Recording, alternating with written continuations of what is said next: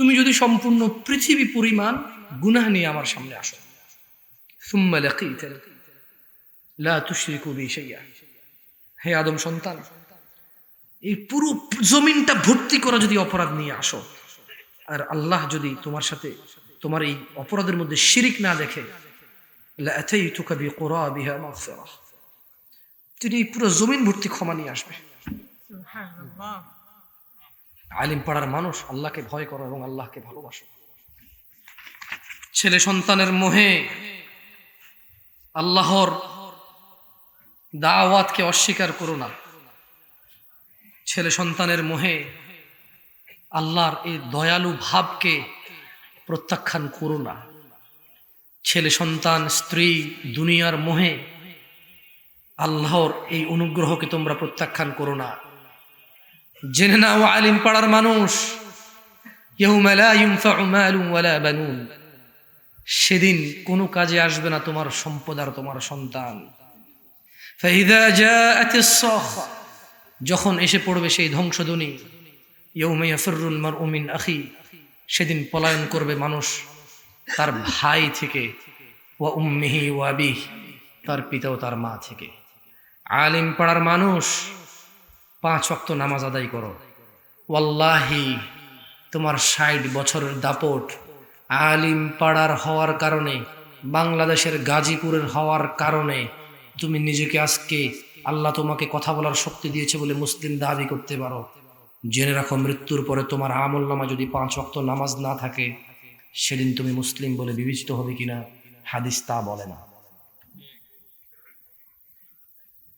আমরা 5 ওয়াক্ত নামাজ পড়বো ইনশাআল্লাহ। কি হবে 5 ওয়াক্ত নামাজ পড়লে? কেন আল্লাহর সাথে নাফরমানি করো? তোমার দেওয়া 2 হাত কার? কার দেওয়া এই পিঠ লাগিয়ে ফজরে ঘুমাও? কার দেওয়া 2 পায়ে হেঁটে জানা এবং মদের আসরে যাও? কার দেওয়া 2 চোখে নগ্নতা দেখো? কার দেওয়া 2 হাতে পৃথিবী ধ্বংসের কারণ হয়ে দাঁড়াও? কার? আল্লাহ তাআলা আমাদেরকে বোঝার তৌফিক দান করুন। আমিন। আমি জানি না আপনাদেরকে এতক্ষণ বসিয়ে রেখে কিছু শিখাতে পেরেছি কিনা, তবে আমি দোয়া করি আল্লাহ তাআলা আপনাদেরকে 5 ওয়াক্ত নামাজি করে দিন।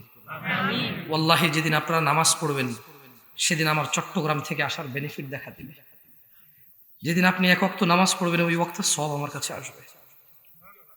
সারা রাত যদি এখানে বসে ওয়াজ করি আর আপনি নামাজি না হন, ওয়াল্লাহি আমার এই চিটং থেকে 20 ঘন্টার জার্নি, আমার এই সুন্দর জীবন, আল্লাহর দেওয়া এই নিয়ামতের একটা দিন, একটা রাত পার হওয়া একেবারে বেকার হয়ে দাঁড়াবে। 25-30 হাজার টাকা এরা দিবে, গাড়ি নিয়ে নেবেন, এখানে 10টা 8টা থেকে বসে আছেন। এই 4 ঘন্টা আপনার পুরো জীবনের সবকিছুর বিনিময়ে ফিরিয়ে আনতে পারবেন না যদি নামাজি না হন। শুধু শুধু এই 4 ঘন্টা আপনি ব্যয় করেছেন। আমি জামশেদ মজুমদার অল্প জ্ঞানে বলতে পারি, আপনি 5 ওয়াক্ত নামাজ পড়েন, আপনার অপরাধ, আপনাকে আস্তে আস্তে আপনার অপরাধ আপনার খারাপ লাগবে ইনশাআল্লাহ। ইনশাআল্লাহ। আপনি বড় বোকামি করবেন যদি আপনি বলেন আগে ভালো হবেন পরে নামাজ পড়বেন। কারণ আল্লাহ বলছে যে আকিমিস সালাহ, তোমরা নামাজ প্রতিষ্ঠিত করো, ইন্নাস সালাতা তানহা আনিল ফাহশাই ওয়াল মুনকার, নিশ্চয়ই নামাজ মানুষকে মন্দ কাজ থেকে বিরত রাখে। যাই হোক, এটা একটা মাদ্রাসার মাহফিলের আয়োজন করেছে। মাদ্রাসাটা শুনেছি অনেক পুরনো আগের, আমাদের মুস্তাফিজ ভাই উনি চেষ্টা করছে মাদ্রাসাটা করার। আমি অবশ্য এখানে এ ব্যাপারে খুব বেশি জানি না, তবে আমি বলবো দ্বীনি প্রতিষ্ঠানগুলোর সঙ্গে আপনারা জড়িত হন। উনি এখানে ইংরেজিতে যখন বক্তব্য দেওয়াচ্ছিল ছাত্রদেরকে দিয়ে, আমি বলেছি কি লাভ, প্রেজেন্টেশন তো সুন্দর হয়নি, ইংরেজি থেকে যদি বাংলা না করে তাহলে বাবা মা কিভাবে বুঝবে যে ইংরেজি জানে? কারণ এখানে অনেক মানুষ আছে কি ইংরেজি বলছে না চাইনিজ বলছে, এটাই বুঝে নেই। কারণ আমি অনেক জায়গায় হিন্দি কথা বলছে, বলো যে আপনি এত সুন্দর আরবি পারেন, আমি আল্লাহ তো হিন্দি আরবি এটাই বোঝে না। তো তাহলে ছেলেগুলো উনি বুঝাতে চেষ্টা করেছেন যে এখানে পড়াশোনা হয়, আপনার বাচ্চা আসলে এখানে ইনশাল্লাহ ইংলিশ বুঝবে, আরবি বুঝবে, বাংলা বুঝবে। যদি এখানে বুঝের কোনো কমতিও থাকে, সময়ের সাপেক্ষে ওরা ইনশাল্লাহ নিজেদেরকে কি করবে, নিজেদেরকে ওরা ডেভেলপ করবে ইনশাআল্লাহ। ভাইরা মনে হয় মাদ্রাসার জন্য কিছু নিতে চাচ্ছে, এখানে যেটা দিবেন এটা পেয়ে যাবেন, আস্থা রাখেন আমার কথা। ছেলে 28-30 বছর বয়স হইতে পারি, তবে আল্লাহর রাস্তায় যদি কিছু দেন, হ্যাঁ এটাও বলে রাখি, ঈমান নিয়ে, মানে 5 ওয়াক্ত নামাজ নিয়ে মরার পরে এটা পাবেন, আদারওয়াইজ পাবেন না। ইন্নাশ শিরকা লাযুলমুন আযীম। নিশ্চয়ই শিরিক সবচাইতে বড় গুনাহ। বলেন তো কত? সবচাইতে বলতে কত বড় গুনাহ, মানে এরপর একটা গুনাহ বলেন। জেনা, ব্যভিচার, মদ, মারামারি, কাটাকাটি, হত্যা, ঘুষ, সুদ, ঘুষাঘুষি, নাক ফাটায় দেওয়া, মুনাফিকি করা, বিজনেস মাইরে দিয়া, ওই যে MLM বিজনেসের মতো মানুষের হাজার হাজার কোটি টাকা মেরে দিয়ে চলে যাওয়া।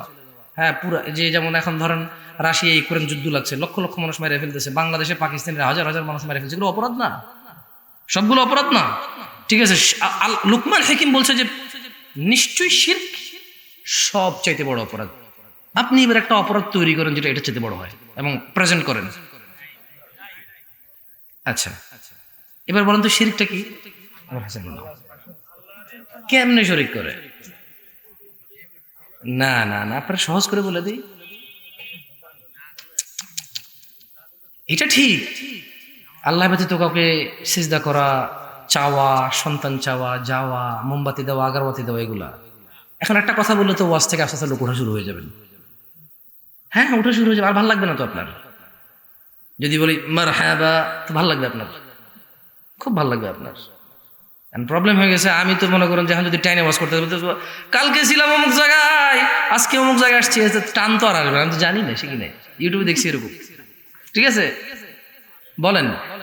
আল্লাহ নবী সাল্লাল্লাহু আলাইহি ওয়াসাল্লাম বলছে যে নিশ্চয়ই কুফর আর শিরিকের মধ্যে পার্থক্য হচ্ছে নামাজ। মানে যে নামাজ পড়ে না সে কুফরও করে, শিরিকও করে না। আপনি তো ভাই শিরিক খুঁজে পাবেন না, আপনার কাছে মনে হয়েছে খালি গরু ছাগল উর্জুম্বা নিয়ে মসজিদ ছাড়া অন্য কোথাও গেলে শিরিক হয়। আমি মানি তো ওটা সরাসরি শিরিক, কিন্তু আল্লাহ নবী সাল্লাল্লাহু আলাইহি ওয়াসাল্লাম সবচেয়ে সহজ করে দিয়ে গেছে যে শিরক এবং কুফরের মধ্যে আলাদাকারী, মানে পার্থক্যকারী হচ্ছে কি সলা। মানে যে লোক সলাত আদায় করছে সে কুফরিও করেনি, শিরিকও করেনি। আর যে নামাজ পড়েনি, মানে ফজরের যে 2 রাকাত পড়েনি, জোহরের যে 4 পড়েনি, আসরের যে 4 পড়েনি, মাগরিবের যে 3 পড়েনি, ইশায় যে 4 পড়েনি, সে কুফরিও করছে, শিরিকও করছে। ছোটবেলা আমার আম্মার বলছে, আম্মা কুফরি কি? আম্মাকে কোরআনের উল্টা পড়লে কুফরি হয়। কেন আপনারা এরকম শোনেন নাই? না, যুবকরা শুনবে না, বয়স কম তো, এখনকার মারাও জানবে না। আমার আম্মা তো বয়স হয়েছে আলহামদুলিল্লাহ। তা আমার আম্মা বলতো, আমি বললাম আম্মা কোরআনের উল্টা কেমনে পড়ে? মানে কোরআনের নাস থেকে পড়ে? না না না, মিনাল জিন্নাতি ওয়ান নাসের নাস, মানে এটা নাকি পড়তেই পারবে না, এটা যারা কুফরি করে তারা উল্টা পড়ে এটারে। বললাম তো কি হয়? তাহলে জিন আসে, ভূত আসে, কুফরিও হয়। উনার সরল মনা মানুষ, শুনেছি উনি মুরব্বীদের থেকে, তাই বলেছে এটা। তো এখানে কুফরি হলো কোরআন উল্টা পড়লে কুফরি হয়, নামাজ না পড়লে কুফরি হয় না। কিন্তু আল্লাহ নবী সাল্লাল্লাহু আলাইহি ওয়াসাল্লাম বলতেছে যে নিশ্চয়ই তারা, মানে কাফের মুশরিকরা। কারা? মুশরিক আছে তাহলে না? হ্যাঁ, এখন তো বলবেন জামশেদ ভাই কি বলতেছেন? আরে ভাই আমি বলি নাই, কথা 1450 বছর আগে পড়ে শোনাচ্ছি আপনাকে। বলছে যে নিশ্চয়ই তারা, ওরা কারা? মুশরিক এবং কাফেররা। আর উম্মতে মুহাম্মদরা মধ্যখানে দেওয়াল হচ্ছে নামাজ। যে নামাজ পড়ে সে কাফের মুশরিক না, উম্মতে মুহাম্মদ। আর যে নামাজ পড়ে না সে কাফের মুশরিকদের মতো। বলেন আমরা মুসলমান কয়জন আছি? বলেন আমরা মুসলমান কয়জন আছি তাহলে এখানে? আল্লাহ আমাদেরকে বুঝার তৌফিক দান করুন। এই জায়গাটার নাম বড় কঠিন মনে হচ্ছে। জায়গাটার নাম কি? আলিম পাড়া। কই কথাগুলো তো বলবো, দেখছো আলিম পাড়া, যে আলিমদেরকে বুঝায়। আলিম পাড়ার মানুষ আমরা কি মুসলিম? বাপের নাম আব্দুল্লাহ, ছেলের নাম আব্দুর রহমান, মায়ের নাম জুলেখা। আল্লাহ সুবহানাহু ওয়া তাআলা এভাবে মুসলিম পছন্দ করে না। আন আবি বকরতা قال, আবু বকর রাদিয়াল্লাহু আনহু থেকে বর্ণিত, তিনি বলেন قال النبي صلى الله عليه وسلم, নবী সাল্লাল্লাহু আলাইহি ওয়াসাল্লাম বলেছেন, আলা উনাব্বিউকুম বিআকবারিল কাবাইর, আমি কি তোমাদেরকে পৃথিবীর সবচাইতে কবিরা গুনাহগুলো সম্পর্কে জানিয়ে দেব? সালাসান, মুহাম্মদ সাল্লাল্লাহু আলাইহি ওয়াসাল্লাম 3 বার বলেছে, আমি কি তোমাদেরকে পৃথিবীর বড় গুনাহ সম্পর্কে জানিয়ে দেব? ক্বালু বালা ইয়া রাসূলুল্লাহ সাল্লাল্লাহু আলাইহি ওয়াসাল্লাম। সকলে বললেন, হ্যাঁ হে আল্লাহর রাসূল, আপনি আমাদের পৃথিবীর সবচাইতে বড় অপরাধ সম্পর্কে জানিয়ে দেন। দেখি আপনাদেরকে প্রশ্ন করে, তো সামনে মুরব্বী, আপনি বলেন তো পৃথিবীর সবচাইতে বড় অপরাধ কি? মায়ের সাথে জানা করো না?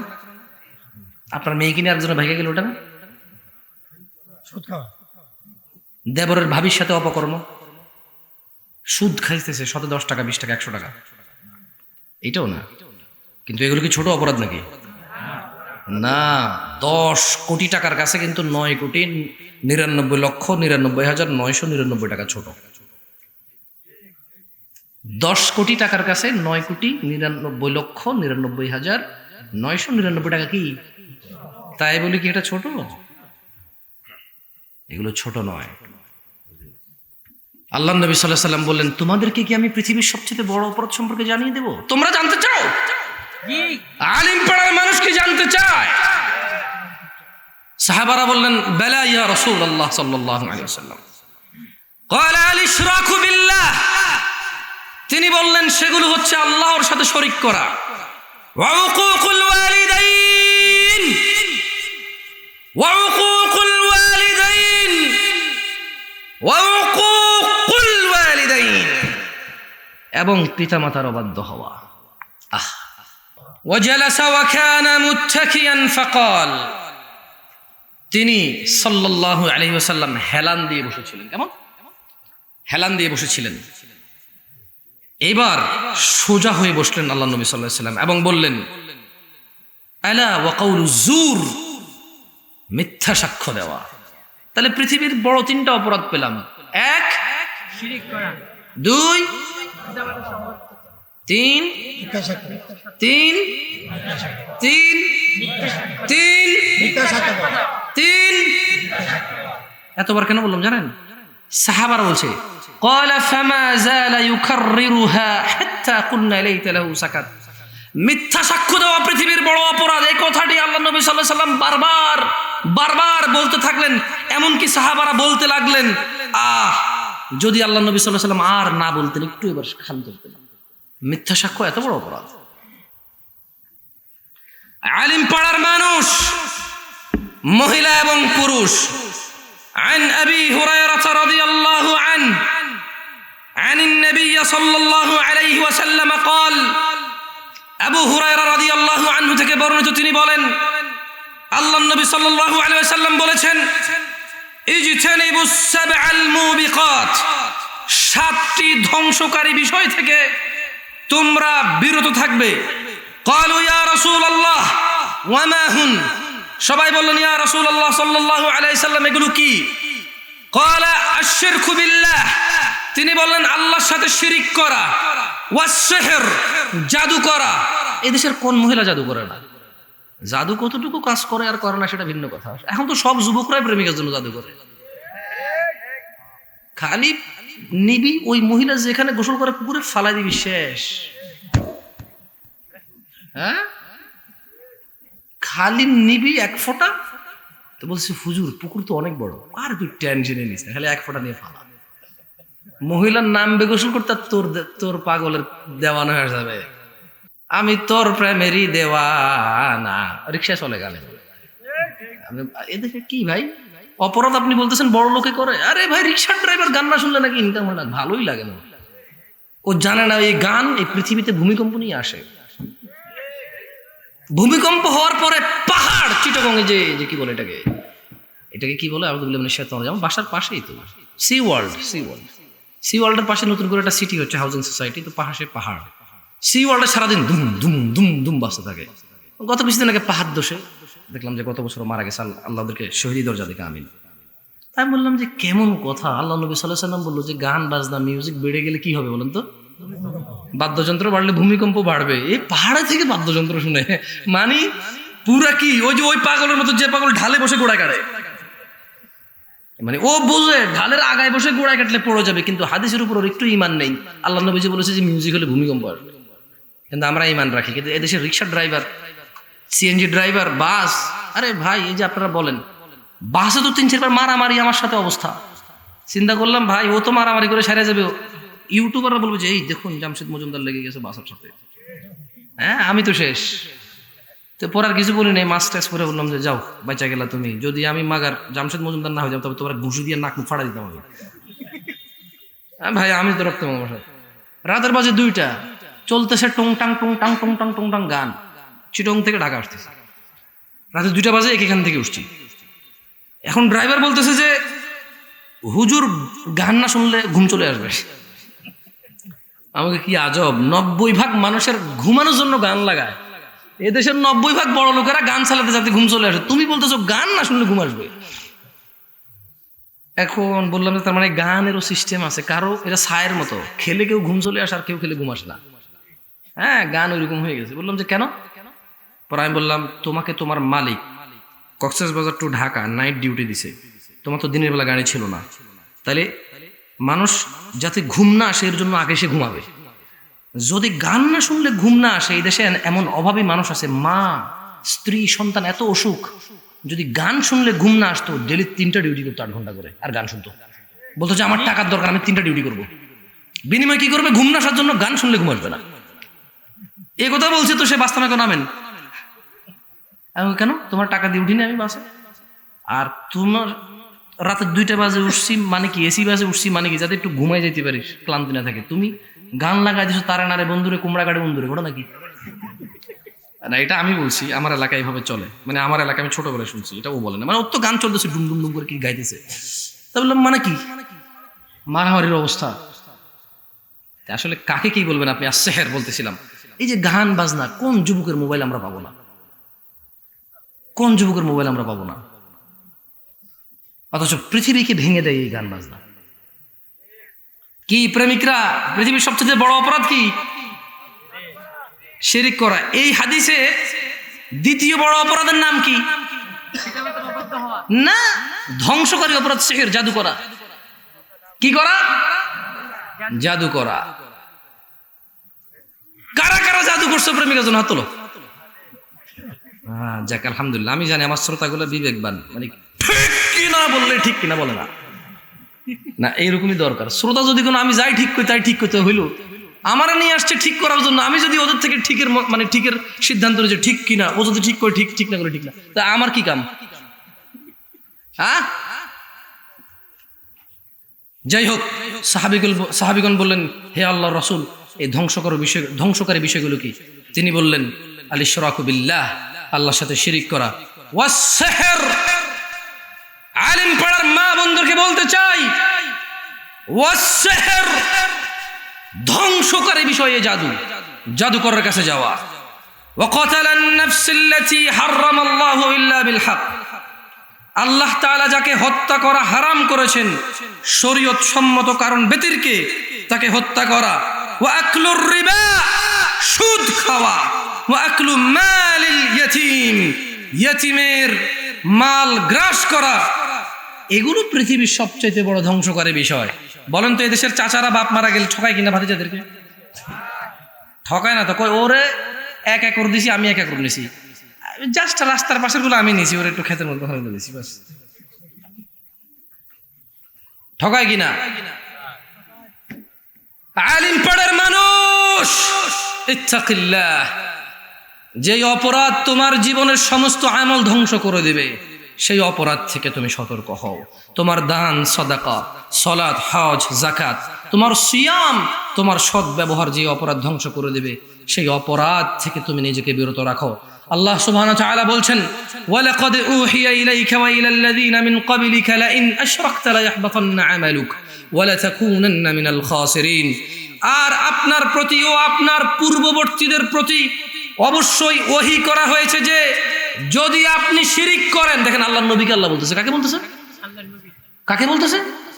সাল্লাল্লাহু বলেছে, হে মুহাম্মদ সাল্লাল্লাহু আলাইহি সাল্লাম, আপনি আর আপনার আগে যারা আসছে সবাইকে ওহী করা হয়েছে, যদি আপনি মুহাম্মদ সাল্লাল্লাহু আলাইহি ওয়াসাল্লাম শিরিক করেন তবে আপনার সমস্ত আমল বাতিল হয়ে যাবে, ওয়ালা তাকুনান্না মিনাল খাসিরিন, এবং আপনি ক্ষতিগ্রস্তদের অন্তর্ভুক্ত হবেন।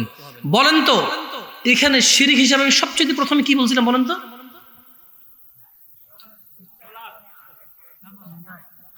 যাক, কিছু কিছু মানুষ ওয়াজ শুনে বুঝতেছে, মানে আপনি খালি মনে করেন না যে মাজারে গেলে, দুর্গায় গেলে, দরগায় গেলে, সিজদা দিলে, কারো কাছে বাচ্চা কাচ্চা চাইলে শিরিক হয়। সালাত ত্যাগ করা এক ধরনের শিরকি। সালাত ত্যাগ করাও কি?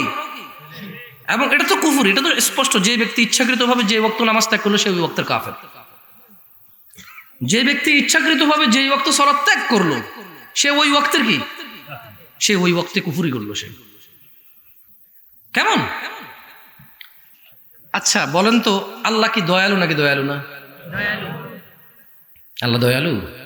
কত দয়ালু বলতে পারেন তো? হ্যাঁ, অসীম দয়ালু। আচ্ছা, এই পৃথিবীতে যত খারাপ মানুষ হোক আর যত ভালো মানুষ হোক, আল্লাহ তাকে পেট দিছে না খাবার, এই মুখ দিছে না খাবার? সুবহানাল্লাহ। খারাপ লোকেরও খিদা লাগে, ভালো লোকেরও খিদা লাগে, ফকিরেরও খিদা লাগে, মিসকিনেরও খিদা লাগে, বড় লোকেরও খিদা লাগে। এই যে মুখ, জিহ্বা, স্বাদ, ক্ষুধা, এই নিয়ামতগুলো আল্লাহ সবাইকে দিয়েছে। খেয়াল করছেন? ফিরআউনেরও ছিল এই নিয়ামত। ফিরআউনও কিন্তু তার হাত ছিল, পা ছিল, নাক ছিল, মুখ ছিল। সুবহানাল্লাহ। তাহলে এত দয়ালু আল্লাহ, তিনি কি অপরাধ ক্ষমা করবে না বলতে পারেন? আমি একটু আল্লাহ কি বলেছি শোনাবো আপনাদেরকে। আমি একটু মহিলাদেরকে বেশি সম্বোধন করতে চাই। মহিলারা খুব বেশি শিরকের সাথে জড়িত থাকে। পুরুষরা কি ভালো তাইলে? ও তো কাজ করতে করতে ব্যস্ত। মহিলাদের খুঁটিনাটি হাঁস মুরগি পালা ছাড়া, টুকটাক সেলাই টিলাই করা ছাড়া আর কাজ কি? কাজ হলো খালি কার মাজারে যাইয়া ডাব দিয়ে আসলে, নারকেল দিয়ে আসলে ওর মুরগি ফেরত চলে আসবে, হাঁস যেটা হারা গেছে ফেরত চলে আসবে, জামাই যেটা কথা শোনে না ওটা খালি গোলাম হয়ে গুর করে পিছিয়ে পিছিয়ে ঘুরবে। মহিলাদের টেনশনই হচ্ছে ওইটা। মহিলাদের টেনশন মানে মা অবাক লাগে, মা নিজ সন্তানের জন্য সেহের করে, জাদু করে। কেন? বলে যে বিয়ের পরে বউ ভক্ত হয়ে গেছে। আরে আপনি খুশি হন আপনার ছেলে বউ ভক্ত, অন্য মহিলার কাছে যায় না। আশ্চর্য কি আশ্চর্য। মায়ের খুশি হওয়া উচিত যে তার ছেলে বউ ভক্ত। তবে ওই ছেলের উচিত জুলুম না করা মায়ের প্রতি। ওই ছেলের উচিত কি? জুলুম না করা মায়ের প্রতি। যদি ছেলে জালেম হয় সে আল্লাহর কাছে দায়ী থাকবে। আল্লাহ তাআলা বলছেন, ইন্নাল্লাহা লা ইয়াগফিরু আন ইউশরিকা বিহি ওয়া ইয়াগফিরু মা দুনা যালিকা লিমান ইয়াশা ওয়া মান ইউশরিক বিল্লাহ ফাকাদ ইফতারা ইসমান আযীমা। নিশ্চয়ই আল্লাহ তার সাথে শরীককারীকে ক্ষমা করে না, এছাড়া অন্যান্য অপরাধ যাকে ইচ্ছা ক্ষমা করেন। আর যে আল্লাহর সাথে শরীক করে সে এক মহাপাপ রটনা করে। সূরা আন-নিসা।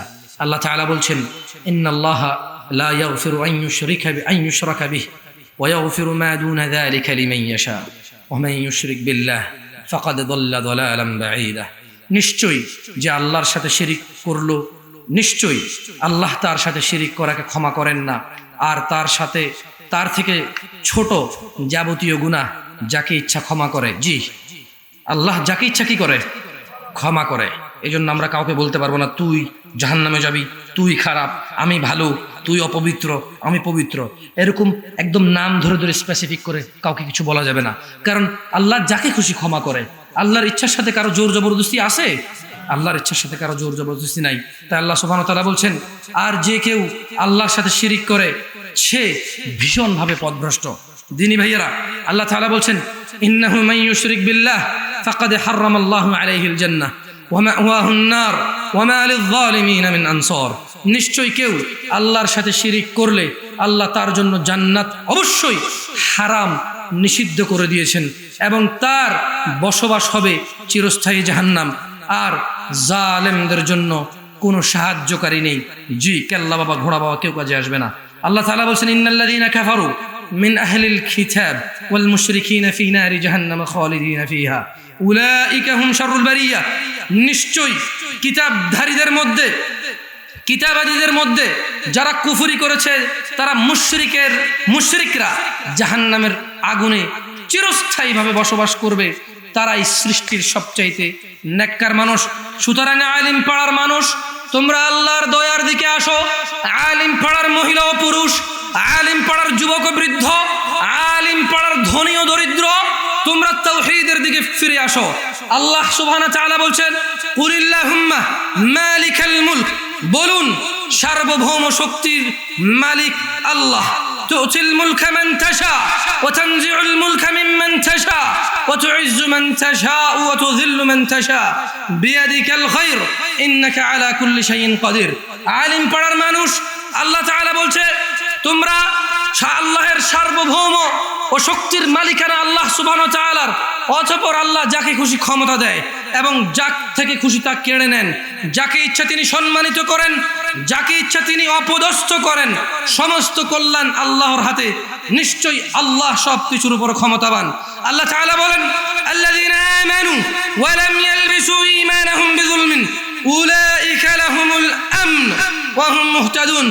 আলিম পাড়ার মানুষ যারা ঈমান এনেছে, 5 ওয়াক্ত নামাজ প্রতিষ্ঠিত করে এই ঈমানকে প্রতিষ্ঠিত রেখেছে, আল্লাহ সুবহানাহু ওয়া তাআলা বলছে যারা ঈমান এনেছে এবং তাদের ঈমানকে জুলুম ও শিরক দ্বারা কলুষিত করেনি, নিরাপত্তা তাদের জন্য কাদের পক্ষ থেকে?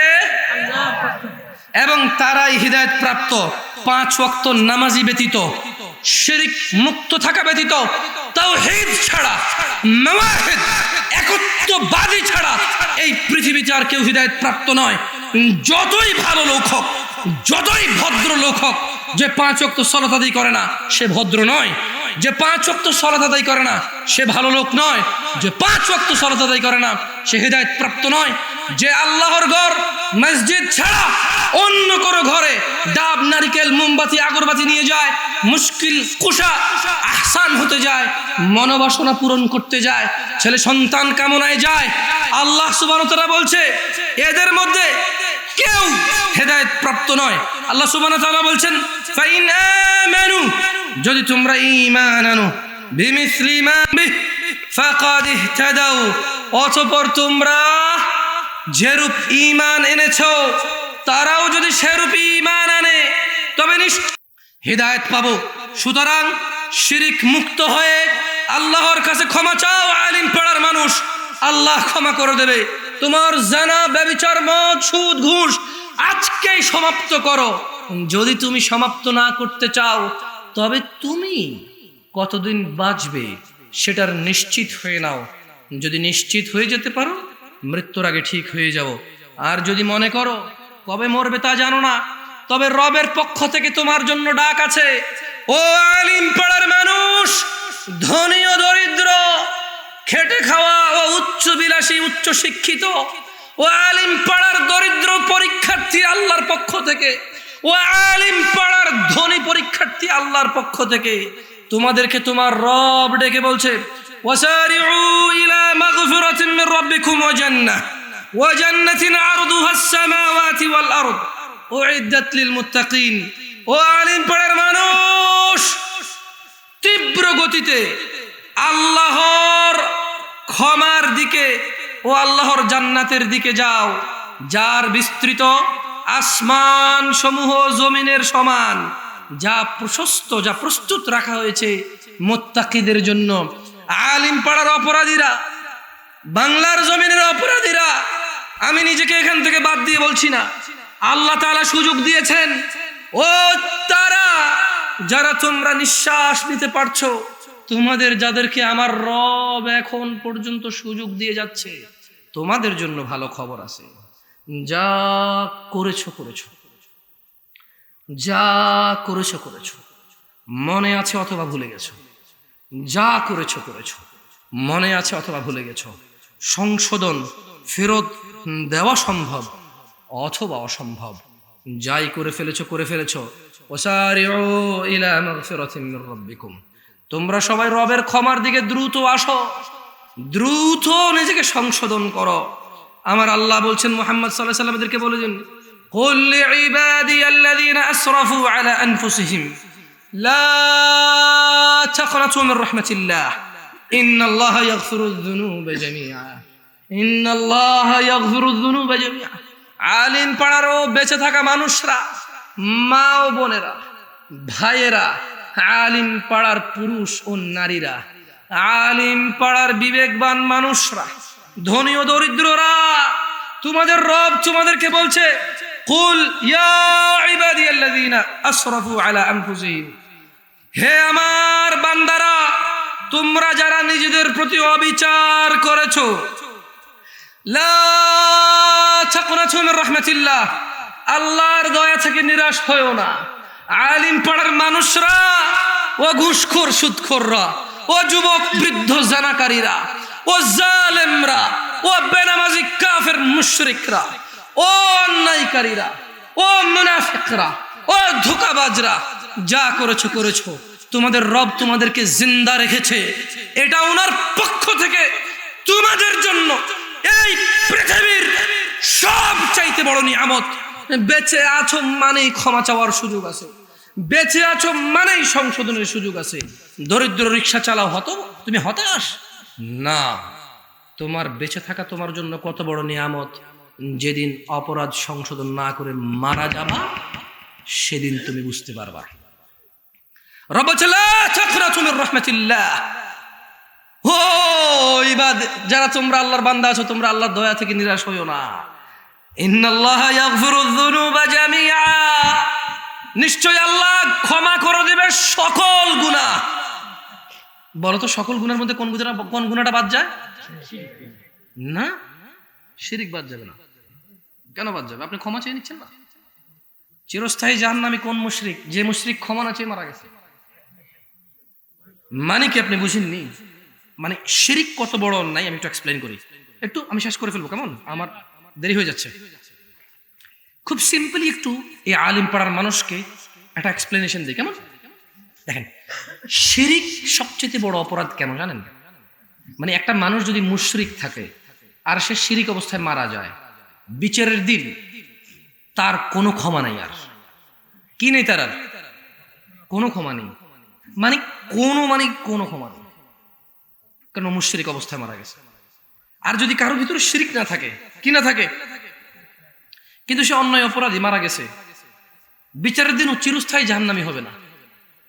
চিরস্থায়ী কি হবে না? জাহান্নামী হবে না। এবার আসেন, শিরিক ক্ষমা করেন আল্লাহ কখন? বলেন তো কখন? মানে মরা ব্যক্তির শিরিক আল্লাহ ক্ষমা করে না। মানে একটা লোক মরে যাওয়ার সময় মুশরিক অবস্থায় মরছে, এর আর কোনো উপায় নাই, এর আর কোনো কি নাই। কিন্তু পৃথিবীতে যত মানুষ বেঁচে আছে, জানাকারী হবে, মদখোর, মুশরিক, কিন্তু অপরাধ যেটাই হোক, সে যেহেতু বেঁচে আছে, ক্ষমা চাইলে কে ক্ষমা করবে? আল্লাহ। তাহলে এই আমি কেন বললাম যে এই নিঃশ্বাস, এই হায়াত পৃথিবীর সবচেয়ে বড় নিয়ামত? এবার বুঝতে পারছেন? আপনারা যারা এক্সপ্লেনেশনটা বুঝতে পারছেন? মানে এই যে আমি বলছি আল্লাহ ক্ষমা করবে না শিরিক, এছাড়া সবকিছু ক্ষমা করবে। কার জন্য? মৃত ব্যক্তির, যার ফলাফল আসবে শিরিক অবস্থায় যে আসবে তার। তো যদি এরকম হয় যে আল্লাহ শিরিক ক্ষমা করবে না, তাহলে এই মক্কার কাফের মুশরিকরা যারা মুসলমান আছে, তারা মুসলমান কেন হয়েছে? তাহলে আগে তো মুশরিক ছিল, তারা যখন আল্লাহর কাছে ক্ষমা চেয়ে শিরিক মুক্ত হয়েছে, তখন কি হয়ে গেছে? তারা সাহাবী হয়ে গেল। সুবহানাল্লাহ। আর আল্লাহ ওদের ব্যাপারে বলছে রাদিয়াল্লাহু আনহুম ওয়া রাদা, আল্লাহ তাদের প্রতি সন্তুষ্ট, তারাও আল্লাহর প্রতি সন্তুষ্ট। সুবহানাল্লাহ। তাহলে আলিম পাড়ার মানুষ, আল্লাহ বলছে ইন্নাল্লাহা ইয়াগফিরুয যুনুবা জামিআ, তবে এগুলো মৃত ব্যক্তির জন্য নয়। বুঝাতে পারছি? এই আয়াত মরা মানুষের লাগে কোনো কাজে আসবে না, জেতা মানুষের কাজ। কোন মানুষের কাজ? আল্লাহ কি বলছে? কুল ইয়া ইবাদিয়াল্লাযীনা আসরাফু আলা আনফুসিহিম লা তাকনাতু মির রাহমাতিল্লাহ, বলুন হে আমার বান্দাগণ, তোমরা যারা নিজেদের প্রতি অবিচার করেছো, নিজেদের প্রতি জুলুম, নিজেরা অন্যায়তে মেতে উঠেছো, আল্লাহর অনুগ্রহ হতে হতাশ হইও না। ইন্নাল্লাহা ইয়াগফিরুয যুনুবা জামিআ, আল্লাহ তোমাদের সমস্ত গুনাহ ক্ষমা করবে। এই যে সমস্ত বাংলা কথাটা, এইবার সমস্তর ভিতরে কোন গুনাহটা নাই বলেন তো একটু? হ্যাঁ, সব আছে না? সব। দেখছেন, আল্লাহ এটাই বলতেছে, ইয়াগফির, ক্ষমা করবে, যুনুবা জামিআ, যত গুনাহ আছে। যদি সে আল্লাহর ক্ষমার প্রতি আস্থা রাখে, আল্লাহর দয়ার প্রতি আস্থা রাখে, এবং ওই অপরাধ থেকে মুক্ত হয়ে বলে যে তিনি ক্ষমাকারী, আমাকে তিনি ক্ষমা করুন, আমার ভুল হয়ে গেছে, আমি অনুতপ্ত, আমি আর ওই ভুলে যাব না। আল্লাহ বলছে যে একবার সব গুনাহ ক্ষমা করে দেব। কেন ক্ষমা করবে? ইন্নাহু হুয়াল গফুরুর রহিম, নিশ্চয়ই তিনি ক্ষমাশীল, পরম দয়ালু। দেখুন আল্লাহ তাআলা কোরআনুল কারীমে বলছে, দেখেন আপনাদেরকে কি বলবো বলেন, এই 60 বছর 70 বছর বয়স আপনার, কারো 20-22 বছর। আমার কাছে প্রশ্ন আসে, যুবক বলে, হুজুর আমার এই 23 বছর বয়সে আমি এত গুনাহ করেছি, আল্লাহ কি আমাকে ক্ষমা করবে? যুবক তোমাকে বলতে চাই, এভাবে বললে তোমার বাকিগুলা ক্ষমা হয়ে যাবে, এটা আমি জানি, কিন্তু আল্লাহ কি ক্ষমা করবে? আল্লাহর ক্ষমার প্রতি প্রশ্ন করলে এটা ক্ষমা হবে কিনা আমি জানি না। কারণ আল্লাহ বলতেছে যে নিরাশ হওয়া সবচেয়ে বড় গুনাহ। মানে আল্লাহ যে ক্ষমা করবে, এটা থেকে নিরাশ হওয়া বড় গুনাহ। উনি সব গুনাহ ক্ষমা করবে যদি ওনার ক্ষমার প্রতি আস্থা রাখা এবং ফিরে আসো। একটা আয়াত শোনাবো এই ব্যাপারে। আচ্ছা, জামশেদ ভাই বললে কি হবে নাকি? কে বলতে হবে? আল্লাহ সুবহানাহু ওয়া তাআলা বলছে, পর্দার আড়ালের দিনী বোনরা, আপনারা মনোযোগ দিয়ে শুনবেন, সেহের, জাদু, বেনামাজি, জেনা, ব্যভিচার, স্বামীর হক নষ্ট, স্বামীর পিতামাতার হক নষ্ট, বাবা মায়ের হক নষ্ট, নিজের ইজ্জত সম্মান, এই সমাজটাকে কলুষিত করা ছেলে এবং মেয়েদেরকে বলি, তোমরা ভালো হয়ে যাও।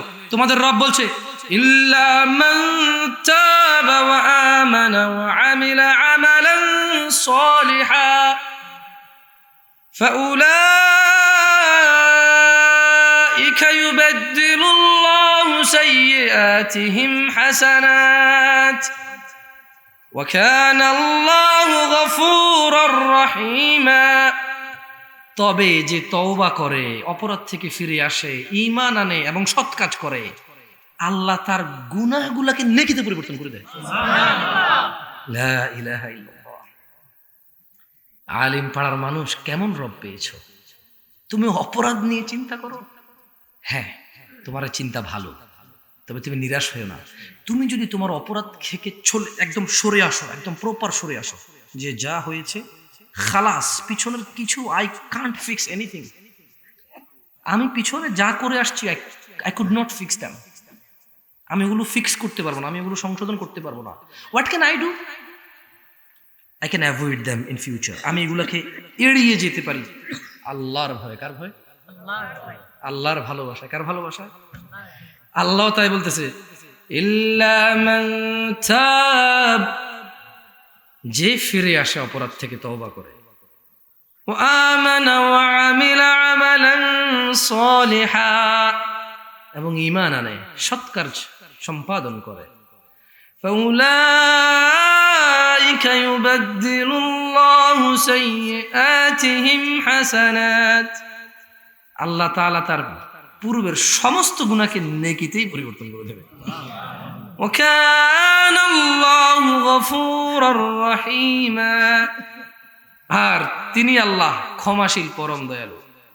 ومن تاب وعمل صالحا فإنه يتوب إلى الله متابا, আর যে তওবা করে অপরাধ থেকে ও সৎ কাজ করে, সে তো সম্পূর্ণরূপে আল্লাহর অভিমুখী হয়।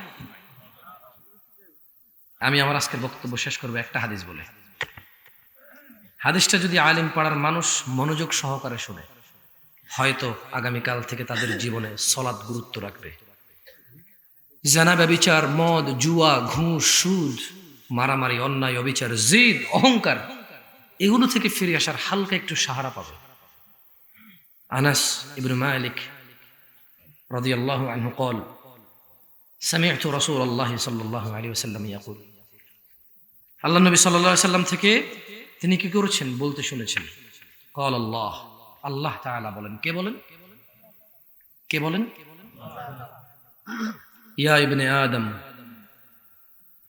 হে আদম সন্তান। আচ্ছা, আদম সন্তান কি শুধু পুরুষ? মহিলাও? যারা যারা উভয় লিঙ্গ, মানে যাদেরকে হিজুল তমাল বলা হয়, ওনারা সবাই আল্লাহর বান্দা। তাহলে ওনাদের প্রতি রোজা ফরজ।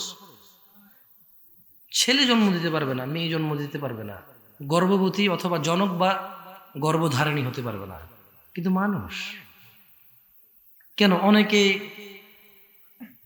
অনেকেই তো আছে যারা হিজল তমাল না, কিন্তু বাচ্চা হয় না। ওরা ঠিক ওরকমই, শুধু একটা জায়গায় ওনারা, মানে ওনাদের হয়তো এই জিনিসটা, ওনাদের অসুখ, আমরা বলবো অসুখ, আমরা কি বলবো? অসুখ। যেমন কারো কিডনি নাই, কারো ব্রেন স্ট্রোক করে, কারো হার্ট অ্যাটাক করে, কারো লিভার ক্যান্সার হয়, এরকম ওনাদের একটা অসুখ, যে বাবা হওয়া অথবা মা হওয়া একটা অসুখ ওনাদের। বাকি আমার ভাই, আমার বোনরা, বুঝে আসছে না? শোনায়, মানে এটা বুঝেন, যখন আল্লাহ বলে যে হে আদম সন্তান, মানে এরা সবাই আদমের সন্তান। কে বলছে? কি বলছে? হে আদম সন্তান, ইন্নাকা মা দাআউতানি ওয়া রাজাউতানি গফারতু লাক, হে আদম সন্তান, যতক্ষণ তুমি আমাকে ডাকতে থাকবে ও আমার ক্ষমা পাওয়ার আশায় থাকবে, গফারতু লাক, আমি তোমাকে ক্ষমা করে দেব। আলা মা কানা ফিকা ওয়ালা উবালি, আল্লাহ বলছেন কি জানেন? আল্লাহর কথা কত স্ট্রং আপনি জানেন? বলছে যতক্ষণ তুমি ডাকবা ক্ষমা পাওয়ার আশায়, ক্ষমা চাইবা, ক্ষমা করে দেব। কেন ক্ষমা করবে? তিনি বলছেন যে আলা মা কানা ফিকা ওয়ালা উবালি, তোমার গুনাহ যত অধিক হোক এতে আমি পরোয়াই করি না। লা ইলাহা ইল্লাল্লাহ। মানে আপনি যতক্ষণ ক্ষমা চাইবেন আল্লাহর কাছে, বলবেন আস্তাগফিরুল্লাহ, আল্লাহ আমি আর করব না। আল্লাহ বলছে যে আলা মা কানা ফিক, যতই হোক তোমার গুনাহ, ওয়ালা উবালি, কারো পরোয়া করি না, ক্ষমা করে দেবো তোমাকে। কে কি করবে আমি ক্ষমা করলে? আল্লাহ ক্ষমা করলে কেউ কিছু করতে পারবে? ইয়া ইবনে আদম, হে আদম সন্তান, লাউ বালাগাত যুনুবুকা আনানাস সামা।